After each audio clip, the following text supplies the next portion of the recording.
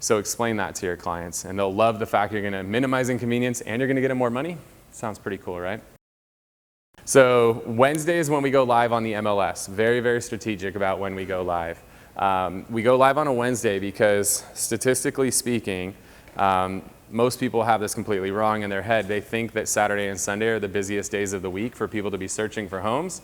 They couldn't be further from the truth. Those are the two slowest days of the week for people to be searching for homes. They also think that people search for homes when they get off of work. Also couldn't be further from the truth.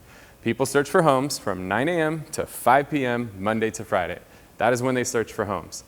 And they do it much more heavily on Thursday and Friday. This is based on data from Redfin. So if we know that Thursday and Friday are the 2 days that people are doing all of their searching, it would be logical that we should have our property at the top of all the major websites on Thursday or Friday, right? Well, how do most of the websites rank properties today? It's how long it's been on the market. Majority of them are based on market time. There's other factors that go into it, but market time is the number one thing that most of these websites are ranking properties on. Well, if I know that Thursday and Friday are the busiest days, I want to be on the sites and I want to be fresh on those days.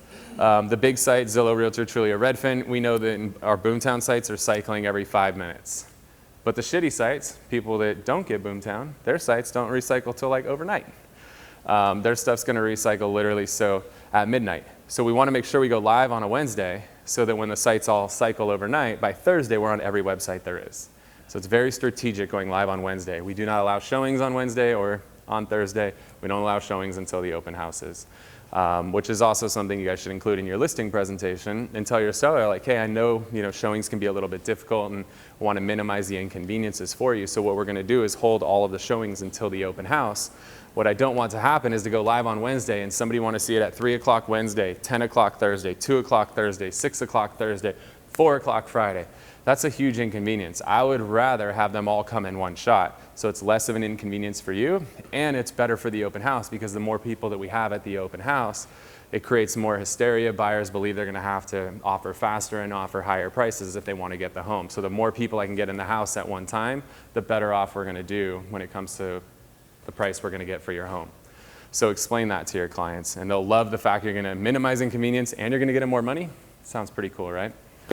Wait. Before you leave, I want to share some more tips and tricks that we're using in our business to take it to that next level. Just click right here. And don't forget to subscribe. Click right here.